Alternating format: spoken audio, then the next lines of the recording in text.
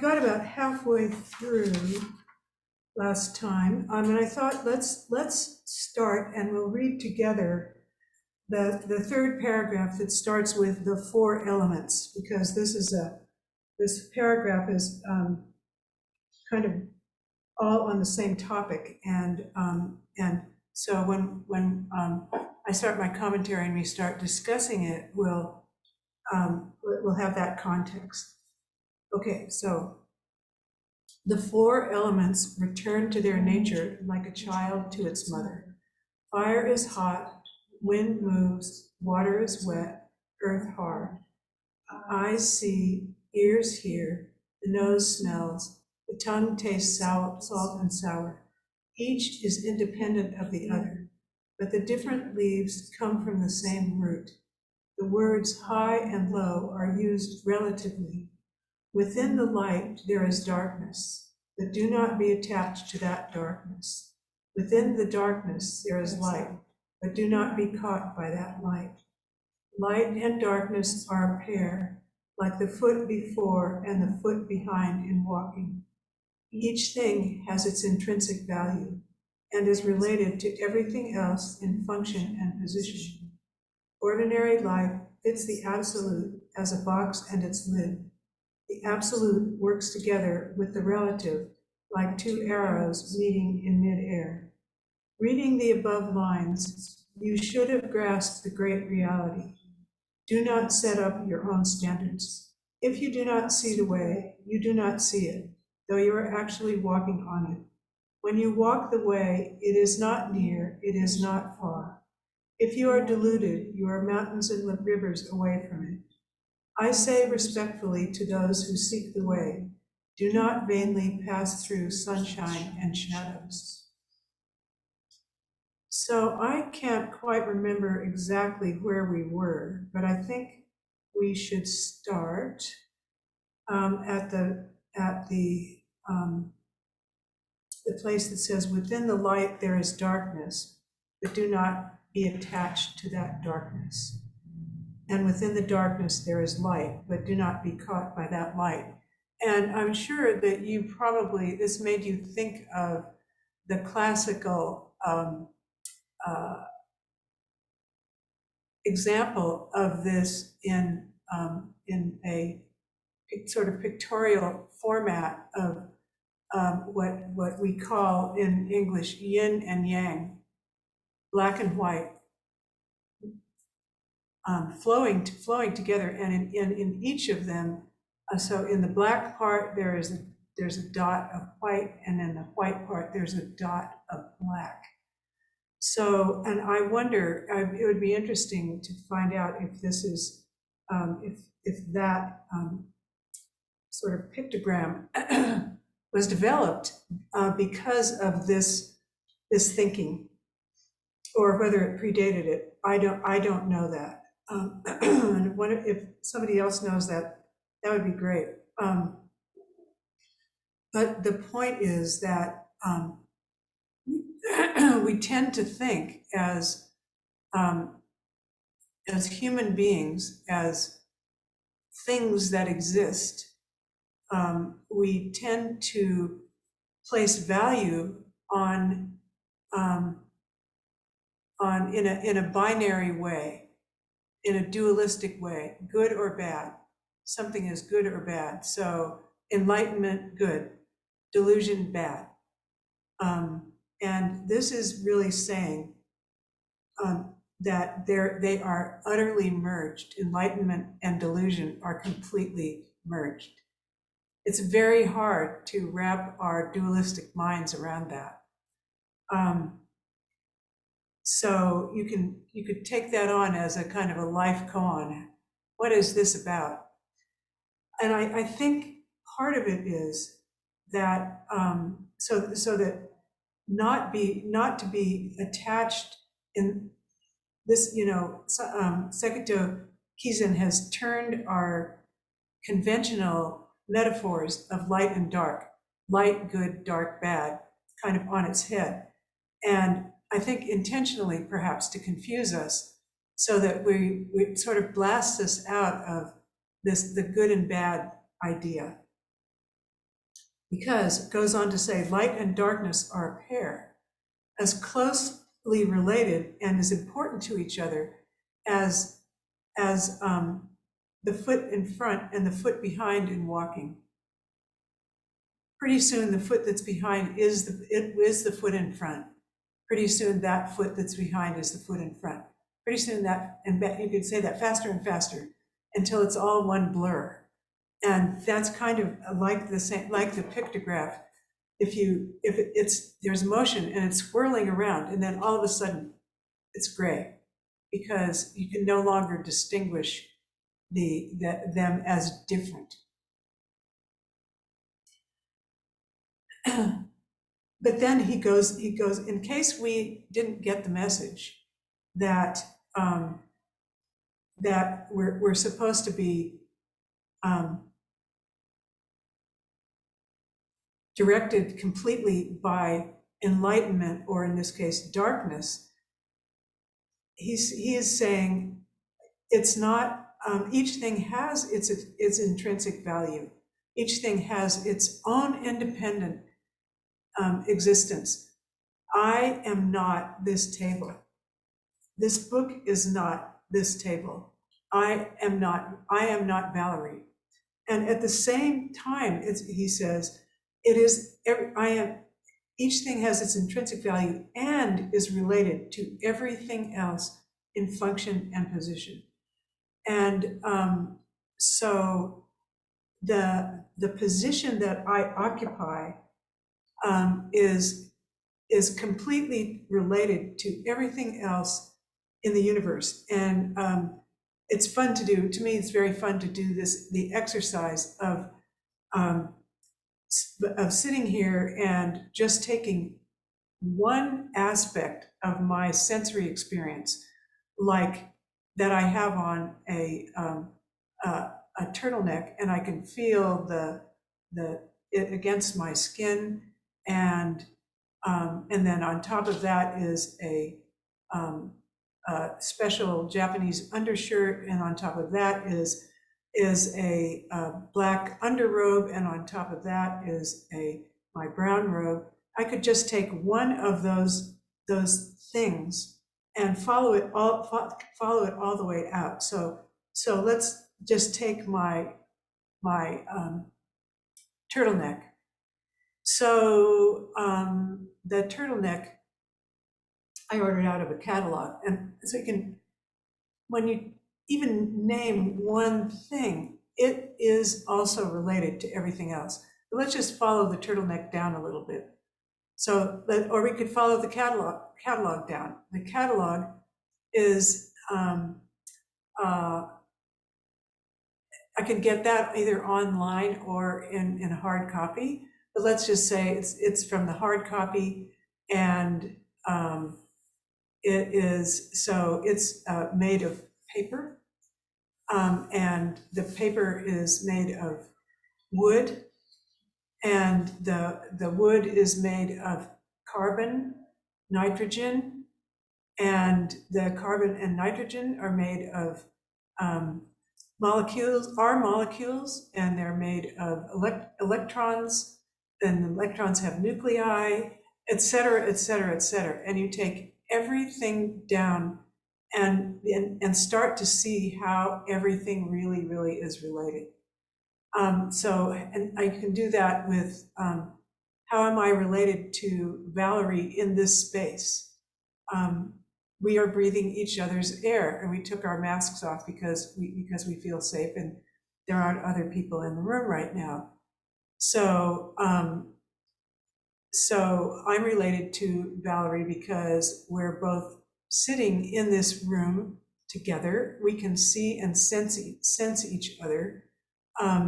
There is a qualitative difference in having Valerie in this room for me. If it would be entirely different.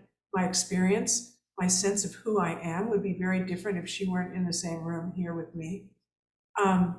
Also, we're sitting in chairs on the same rug. The rug is sitting on the same floor. The floor is, on the joists underneath the joists are being supported by the uprights. There's a concrete floor down below, so on and so forth. Constantly related and constantly changing. So we each have our intrinsic value, and we are each related to everything else in function and position. Both the place that we occupy and what our function is. That is, the function of a table. The function of a table is to support other things and to sit on other things. So there's whatever way you look at anything that exists, it's radically related to everything else. Ordinary life fits the absolute as a box and its lid. Ordinary life means phenomena. It means existence, that which we experience. And absolute refers to emptiness.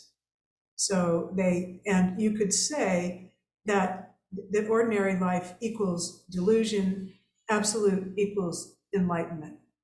They fit each other as a box and its lid. They're so deeply intimate that they define each other.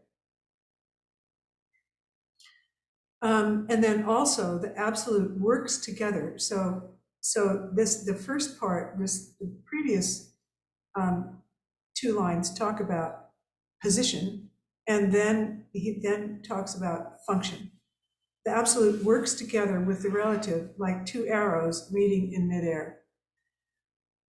It's interesting. I think lots of people, pay attention to this particular image.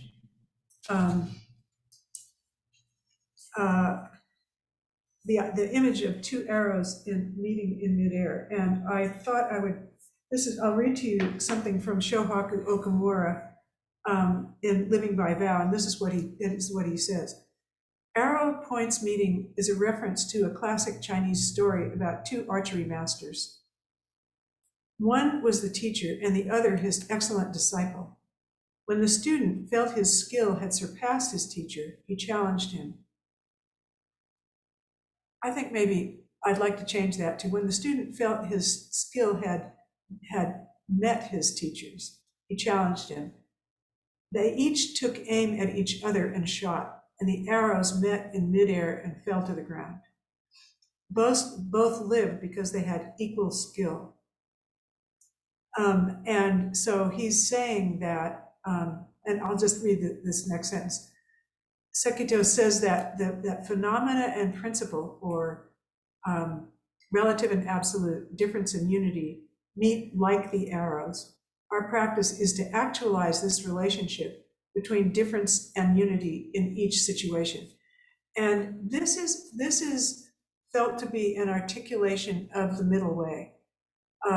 In I guess you could say in a philosophic sense, because for us in our daily lives, often the middle way is between anger and kindness and things like that. So,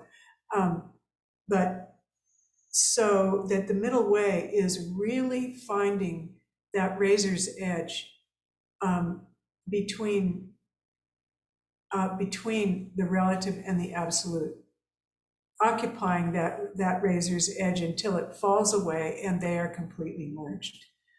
And the classic route for this is through meditation, where we drop the thinking mind, we drop the comparative mind, we drop the dualistic mind, and abide in the complete presence.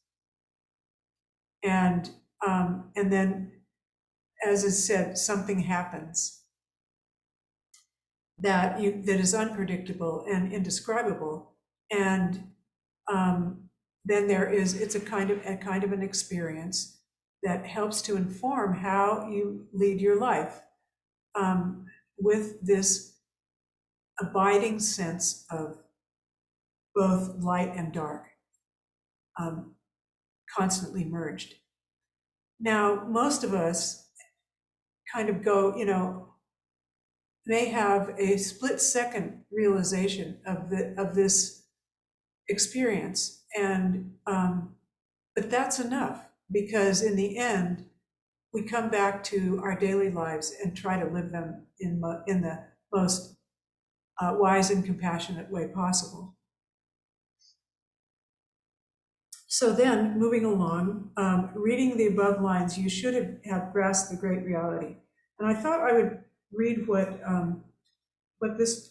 Shohaku's translation is, because I found myself sort of stumbling on should. But he also says the same thing. Hearing the words, you should understand the source.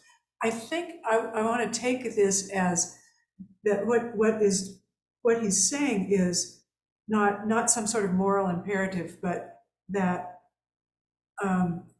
that this is the best expression of the great reality, of this profound reality. This is a full expression of it, and this is my offering to you. That's what that I think is what he's saying.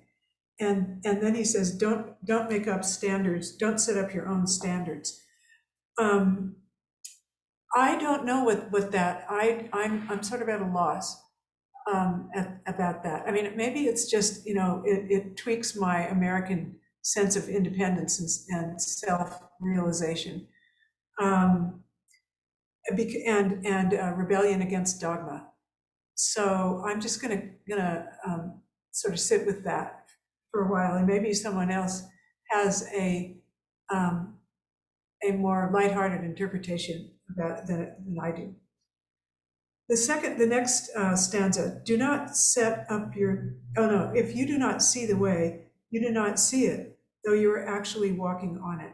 And that seems a little bit snide to me, but maybe not. Maybe it's just saying, in a way, it's okay if you don't see it, because you're walking on it and you're still walking.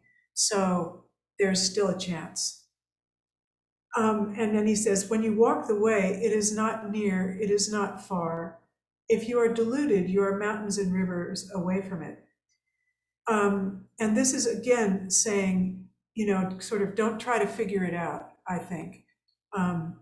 It can't figure it out using your intellectual smart brain. Because it's neither near nor far. And it's neither not near nor not far. So, so relax your mind. And then, if you are deluded, you are mountains and rivers away from it. There's a Zen saying that goes like this: first there are mountains and rivers, then there are no mountains and rivers, and then there are mountains and rivers again. And that's an explication. That's a 3-line explication of this whole poem, because we in our ordinary lives, in which we are in relative existence, we see mountains and rivers, and mountains are mountains and rivers are rivers, and we use our smart scientific brains to figure out where they came from and why they're there and what they're good for and all kinds of things like that. And that's what we think of our mountains and rivers. And then when we start to meditate and practice in this tradition, all of a sudden we start to realize mountains and rivers are not independent. They are connected to everything else. And in that sense, they have no independent self. They have no independent existence. They are part of some greater reality in which there is both fullness and emptiness. Fullness of everything that exists, but emptiness of any independent existence. And so that's when the mountains and river, that's when there are no mountains and rivers. And then as practice matures, there are mountains and rivers again, but they are both. They both are form and emptiness. And so then he says, I say respectfully to those who seek the way, do not vainly pass through sunshine and shadows. And this reminds me of the evening gutta that is that's chanted every night in Zen centers, and I'm going to see if it is maybe in here somewhere because I can't remember the whole thing. But and maybe somebody else can remember it. But it kind of goes like let's see. Well, it's just leaving my mind right now, but it does end with saying, "Awaken, awaken, do not waste your life." Sit down, pay attention to everything, and don't waste a moment not fully being present to the incredible richness and beauty and privilege it is to be a human being.